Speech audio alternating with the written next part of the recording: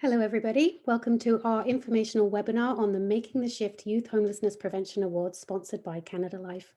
Making the Shift is a youth homelessness social innovation lab that funds, conducts, prototypes, and mobilizes cutting-edge research to prevent and end youth homelessness in Canada. You can visit our website at makingtheshiftinc.ca for more information. Follow us at the Homeless Hub or on our social media platforms. For these awards today, our hashtag is MtS Prevention Awards. If you have any questions for our speakers today, please type them into the question box in the control panel on your screen. Please also type your email address in case we need to follow up with you after the webinar. We will be hosting a 20-minute Q&A session after our presentations today. We have also enabled closed captioning, which you will also see in the control panel on your screen. You can follow along if you click on the live transcript at the bottom and click view as subtitles. In the alternative, you can view the full transcript. If you experience any technical issues, send us a message through the Q&A box, and April in the background will be happy to help. We will be recording our webinar today, and you'll receive a follow-up email with the link. Before we begin, we want to acknowledge that since this meeting is being held online, a singular land acknowledgement does not capture the richness of our distribution across many locations in Canada and around the world. There are few places on earth that someone before us has not called home. As Making the Shift is hosted at York University in Toronto, we would like to share the land acknowledgement that is used at York University. And we invite all guests who are joining us today to consider their own position with regard to the land where they find themselves. Making the Shift acknowledges its presence on the territorial territory of many Indigenous nations. The area known as Takaronto has been caretaken by the Anishinaabeg Nation, the Haudenosaunee Confederacy, and the Huron-Wendat. It is now home to many First Nation, Inuit, and Métis communities. We acknowledge the current treaty holders, the Mississaugas of the Credit First Nation. This territory is subject to the Dish with One Spoon, Wampum Belt Covenant, an agreement to peaceably share and care for the Great Lakes region. Now I'm going to introduce to you Melanie Redman, our Partnerships and Implementation Director at MtS, and Dr. Stephen Gates, our Scientific Director. Thank you so much, Francesca, and hi, everyone. Thanks for joining us today. We have a number of people joining the webinar, which means interest in the program is high, so we couldn't be more pleased. So we're gonna just do a short presentation about the awards, and Francesca is gonna turn us over to those slides. And then we're gonna have Dr. Stephen Gates join us to talk about the definition of prevention and why that's so important and front and center in the awards program. And so what are the MtS Youth Homelessness Prevention Awards? Well, first of all, who doesn't love an awards program? It's so important, especially with the youth homelessness sector, to celebrate the amazing work happening on the ground. And unfortunately, we have too few opportunities to do just that. So out the gates, we're just excited to be able to showcase some of the amazing work happening on the ground. I used to be with the EVA's Initiatives for Homeless Youth, and we had an awards program at the time, a national awards program, which is no longer around. And that program was so fantastic for a number of reasons, because it helped us unearth innovation in communities across Canada. It allowed us to shine a spotlight in the media, to government, to funders about that work and how important that work was. And it also allowed us to bring together all of those award winners into the National Learning Community on Youth Homelessness, which Away Home now hosts. And it's a pan-Canadian community of practice. Now we've since expanded beyond that original group of awards program winners, but it was really helpful in bringing together some of the most fantastic innovators from across the country. And so what are we trying to achieve with these awards? We're hoping to celebrate and showcase the work, unearth innovation, further disseminate the definition of prevention. One of the things I should also mention about the awards program with EVA's was that it was a fantastic program, but at the time, we didn't have a working definition of homelessness prevention. And so the Canadian Observatory on Homelessness, Dr. Gates and team, Aaron Day and others, they flushed out a framework for how to think about homelessness prevention. And then after that, we collaborated to develop the roadmap for the prevention of youth homelessness. And it gives us practical examples, and Steve's going to talk a bit about that. But it also shows us who's responsible for what in the prevention spectrum. And so one of the other things we're hoping to do with the program is to determine where there might be opportunities for us to conduct additional research and evaluation, and perhaps even additional demonstration projects, such as we have with the Making the Shift demonstration projects. And then we're also asking questions in the proposal package to help map the barriers to developing prevention programs and interventions. So in your difficult work to get your program or your collaborative up and running, what got in the way? And how might we think about our role as advocates in helping to remove some of those barriers? Next slide. So we're gonna have 2 awards categories. One is a program or approach within an organization. And so that's what most people will be familiar with. You know, you have your organization, you have your program, you think it's a good fit, you apply. The other is focused on collaboration. And the reason why is because prevention necessitates collaboration in many cases. So for example, a collaboration between an organization that serves young people experiencing homelessness and the child protection, the Children's Aid Society in the community. That would be one example of a type of collaboration that's prevention focused. Next slide. Eligibility. So the submissions need to meet the definition of prevention in the roadmap for the prevention of youth homelessness, and Steve's going to focus in on that. Evidence of positive impact on youth between the ages of 13 and 24.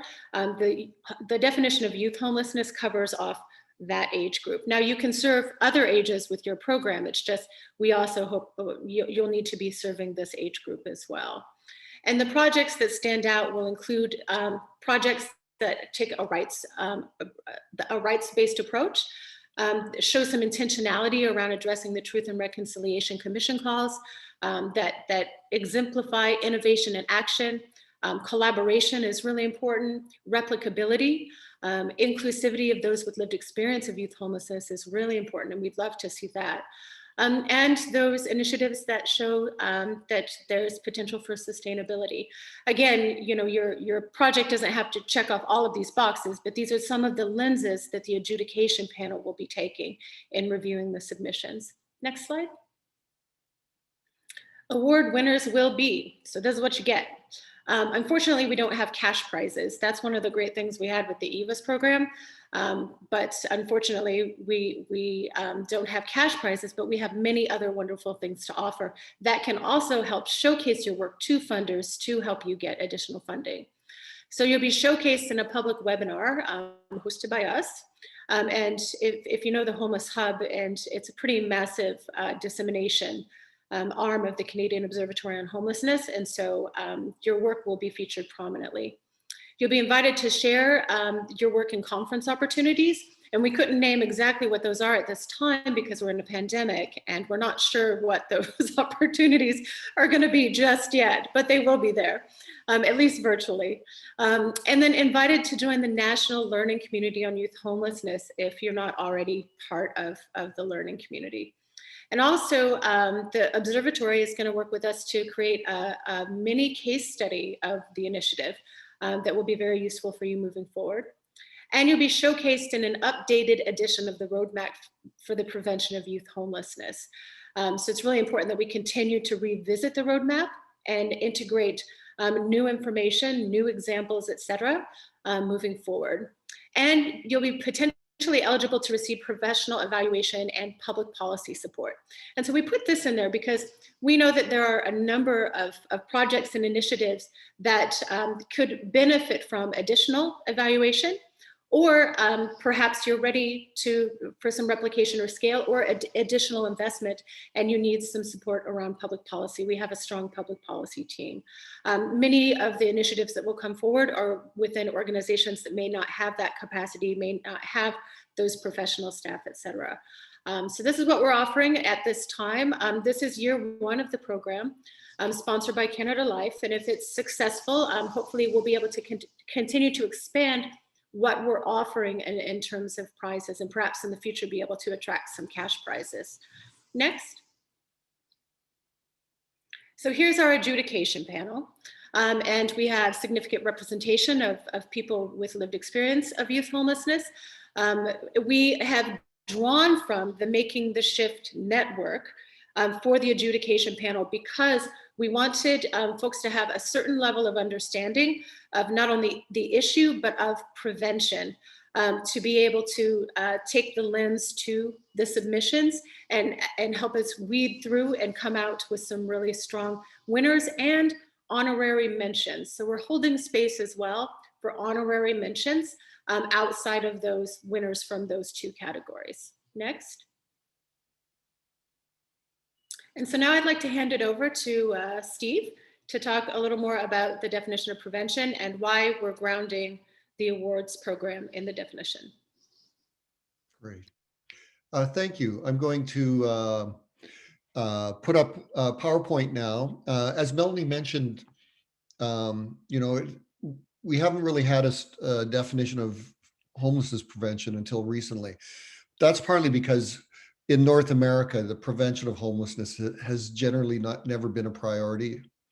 Now it is. The government of Canada supports it, and many communities are now interested in prevention. And so that raises the question for them. I get prevention. I mean, in a pandemic, who doesn't understand the value of prevention? But what exactly does prevention mean in the world of homelessness? What does it look like? So we're going to go through this today. Part of the reason is that if, for those of you who are on the webinar, it'll help you to discern, like, does what you're doing, would it fit within the category of homelessness prevention as we are defining it? So here's the definition. I'm not going to read it out loud. I trust everyone can do that. But I think the key is to understand it in terms of two things. One is you're stopping people from becoming homeless in the first place or resolving their homelessness absolutely rapidly. The other is that you're helping people exit homelessness, but in a way that ensures that they don't become homeless again. So there needs to be thought to supports and that kind of thing. So this is the definition that we have come up with. And as part of the definition, we also came up with a typology that identifies different kinds of prevention and as well who is responsible for that kind of prevention. And we'll come to that later. But before we do, I just first want to talk about, like, when you have a definition of something, it helps you to understand what it is. But we also need to understand what homelessness prevention is not. Okay. Programs for youth who are currently housed that do not either specifically identify and target young people who are clearly at risk of homelessness, or do not provide youth and families with supports designed to prevent their homelessness in that case, are not considered prevention. Okay, so examples that are not prevention are lunch programs, sports or arts programs, community programs, targeting youth. And these programs may be working with young people who are at risk of many things. Could be dropping out of school or getting involved in crime, that kind of thing. They could be at-risk youth, if we can use that term. But that doesn't mean that any or all of them will become homeless one day, right? We can't generalize to large groups of young people the proposition that, we have a program, a sports program, and every single young person in the program is at risk of homelessness, because that's probably not the case. The other thing you need to think about in these kind of cases is that the question to ask yourself is, if my program or intervention did not exist, would that person become homeless, right? Is the intervention the thing that is stopping someone from becoming homeless? Okay, these are important programs, by the way. We're not putting down the work. It's very important work, but it's not prevention of homelessness.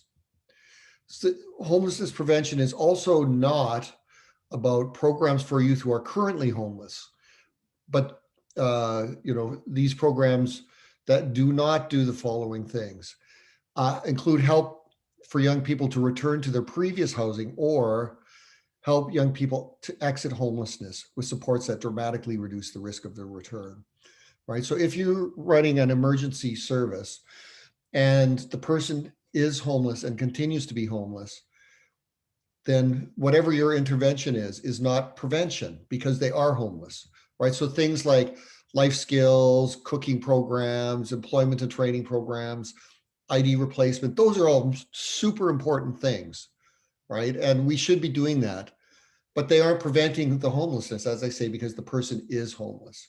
So again, it has to focus clearly on young people who are strongly at risk of homelessness and intervene early to support them and their families, or helps young people exit homelessness or works with people who have exited homelessness and ensures that they get the supports they need so that they thrive, their well-being improves, and their risk of homelessness declines. So we can go from there to like point to things that maybe count more. And we'll go back to this typology here with the 5 different areas plus duty to assist. And I'll go through this and give you some clear examples here. So structural prevention means working upstream to address structural factors that produce homelessness. So poverty reduction is important, addressing inequity and discrimination, increasing the availability of affordable housing. All of these things are crucial and can contribute to the overall reduction in homelessness. None of these things are going to be the responsibility of the homelessness sector or people working with youth, right? Like you can't really address these in a significant way. These are large scale problems that require complex, large scale solutions. A second area of prevention is systems prevention.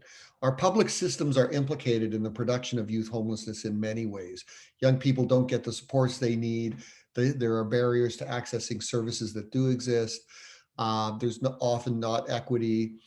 But the other thing that implicates public systems in youth homelessness is many young people are involved in public systems, right? Like child protection, the criminal justice system, healthcare, and all of those institutions may contribute to homelessness by discharging people into homelessness. So we all know that young people can age out of child protection, and their risk of becoming homeless is quite profound, because about 20%, a study in Quebec found 20% of young people who were in child protection do wind up homeless at some point. Likewise in corrections, if we know people have no home to go to and we discharge somebody from prison, the recidivism rate goes up, these kinds of things. So programs that work to support the transitions of young people from public systems in a way that provide them housing and the supports they need, those things are prevention, right? So if you're involved in that kind of programming, that matters. Early intervention is a third category. So this works with young people at the point where they're at risk of homelessness or have become or are couch surfing, and they need help right away. And so the basic approach is to use a system of care and intervene with the young person and potentially their families to either help them return home, or if that's not safe or possible, to help them move into some other kind of accommodation that's age appropriate. So here's a number of early intervention areas. So programs that specifically work with young people in crisis, where there's a potential that they're going to get kicked out or have to leave or run away. Some of these programs focus on enhancing family and natural supports. So building the natural supports around the young person, helping mitigate the problems that are happening in the home that are creating the risk, that kind of thing. That counts as prevention. School-based early intervention programs that target, that identify young people who are at risk of or experiencing homelessness, and then provide supports, not necessarily by school staff, but by community organizations working in partnership with the schools. Those kind of things are preventive. Shelter diversion projects that actually, when a young person shows up at the shelter, the focus is on giving the person alternatives to the shelter, including going home or finding somewhere else to stay, and wraparound supports to address the underlying issues, so that they don't become homeless and don't wind up in the shelter. That's prevention. Housing-led supports, so programs, say somebody winds up at a shelter, if you're able to rapidly get the person housed and give them supports, That's prevention. And then finally, this is a connection to human trafficking, including sex trafficking, but also for work. Because those experiences so destabilize young people, if we do good work around addressing trafficking, we're reducing the likelihood that eventually those young people will become homeless. So that's prevention. So these are the examples, the kind of things. Evictions prevention is a big thing. In Canada, we have a list of everybody who has been, filed a notice of eviction. Doesn't capture all kinds of eviction because eviction can also be informal. There are different things we can do and different approaches in communities. Some involve lawyers, some involve things like income supports or rent banks, that kind of thing. These are examples of homelessness prevention because we're addressing the risk that people are going to lose their housing and we provide them with supports. And then finally here, housing stabilization programs for youth who have exited programs. The most common one is, of course, Housing First for Youth, but there are other interventions that are housing-led that also support young people. And again, the key is not just to get the person housed, chuck the keys through the front door mailbox and run away, but is to provide people with supports that stabilize their situation. And those supports can include enhancing family and natural supports, these kinds of things. But the focus is on, again, the well-being of the young person. So these are examples of what Housing First for Youth, or what preventive approaches are for housing young people. There are some interesting policy developments around supporting young people that would qualify as well. So if you wanted to find out more, download the roadmap. The link to it was put in the chat room, and we'll be moving to questions very soon. So thank you.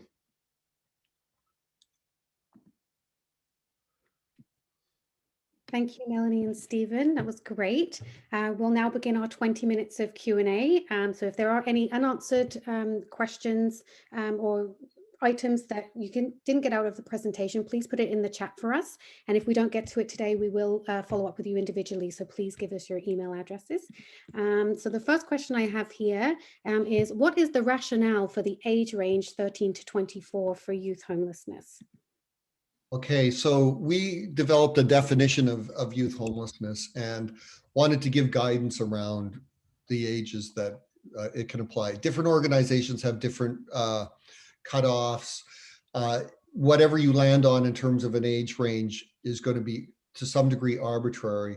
We chose 15 to 24, the upper end, because many organizations have that as the upper end. But the 13-year-old piece is really important. Because we want to draw attention to the fact that there's a vulnerable group of young people who often aren't old enough to access homelessness services. In the Without a Home study, we found that 40% of all currently homeless youth had their first experience before the age of 16. And those youth had much more complex pasts than those whose first homelessness happened after 16. And so in Ontario, for instance, and many jurisdictions, there's no supports for those under 16, and child protection isn't always an option either.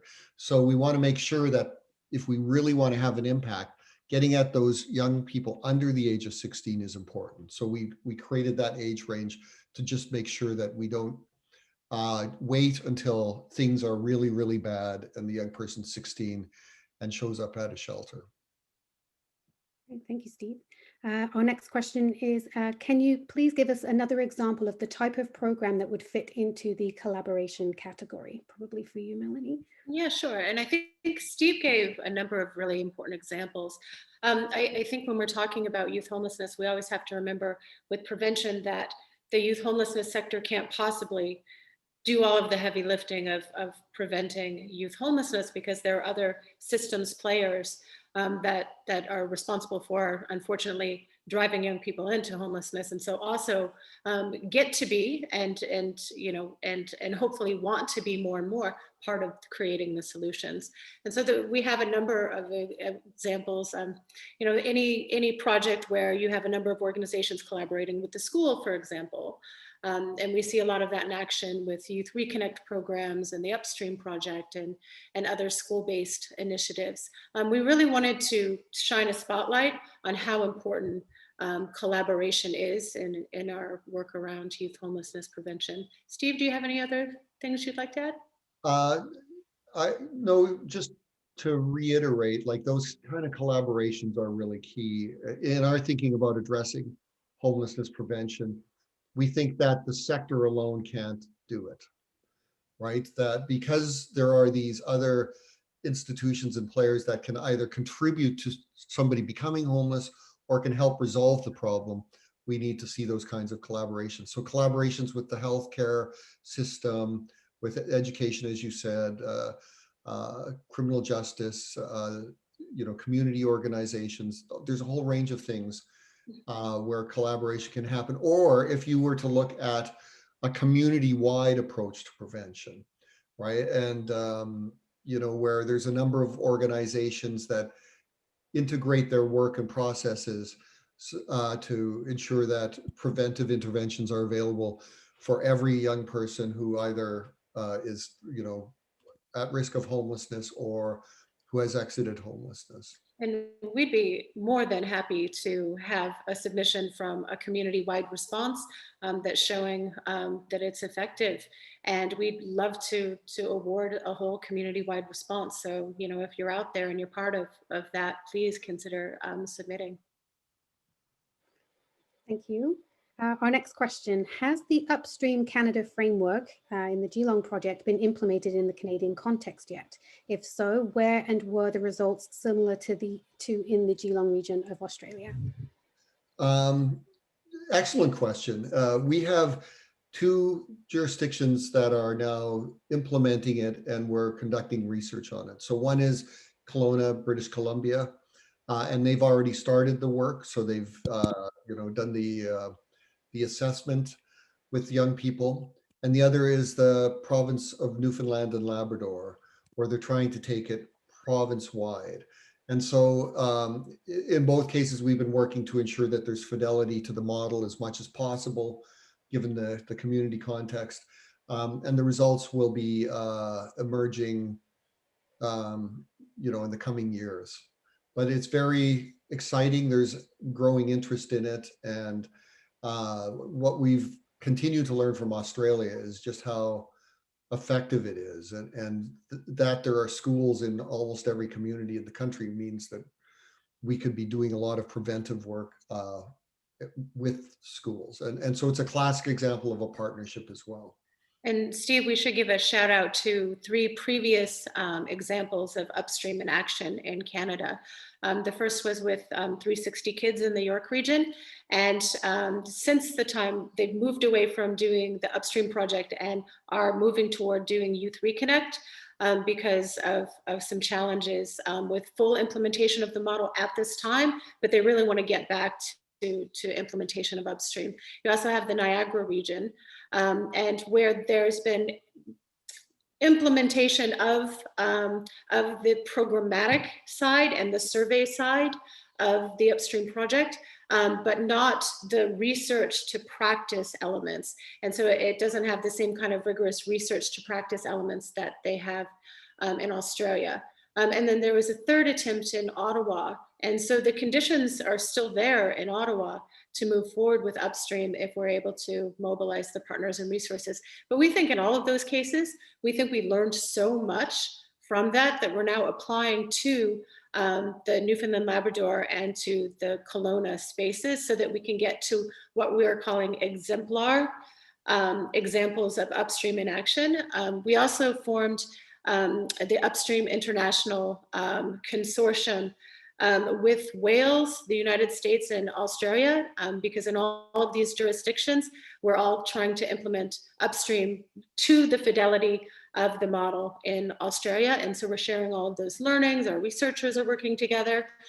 So what we're hoping in the next few years is from all of these jurisdictions to have much more evidence of the effectiveness that we can then go back to all of these other places in Canada that really want to do upstream and say, see, look, we can do it here. So that's the goal. And I think one final thing about that is the more communities we have it, the more we're able to have a community of practice in place where people can learn from other communities and Absolutely. troubleshoot problems based on talking with others who are doing the similar kind of work. That's great. Thank you very much. Our next question, will applicants receive a review of their application, and will they receive any advice on their future applications should the program go ahead? Oh, that's a fantastic question.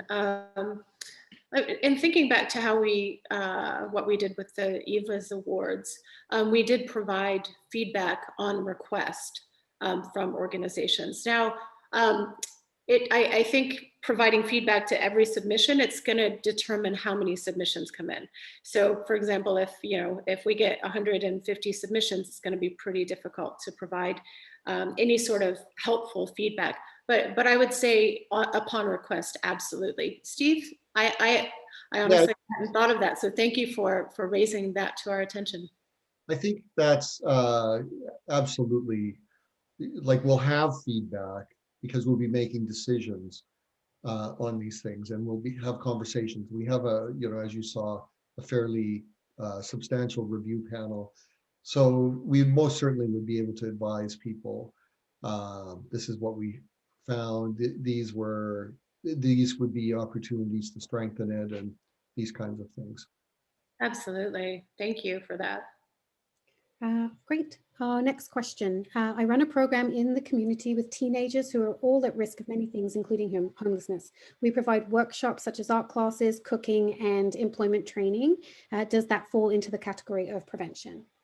Well, we would need to learn a bit more about the program, but generally that wouldn't, right? Because for it to fall in the category of prevention, you'd have to actually identify who amongst that group who's participating in your program is significantly at risk, and then have an intervention that addresses the underlying issues, right? And so probably the kind of activities that you're talking about, if they're more general life skills focused things, those are all really important. I would never say don't do that kind of thing, but it'd be hard to demonstrate through those life skills activities that that person's homelessness was aborted, right? That it was the key driver that helped a young person not become homeless. That's great. Thank you, Steve. And another question here. We support approximately 200 families, about 600 individuals experiencing homelessness in our shelter program. We also have recently started supporting families in our prevention and diversion program.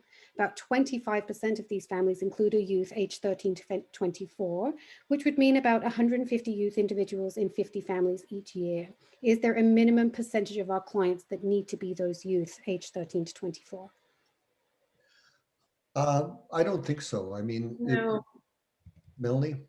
No, and we'd love to hear from you about your intervention, because that's really important, that the work with the family, the whole family. And so, yeah, please, I don't think that there's a reason why we need to put a minimum on the amount of young people.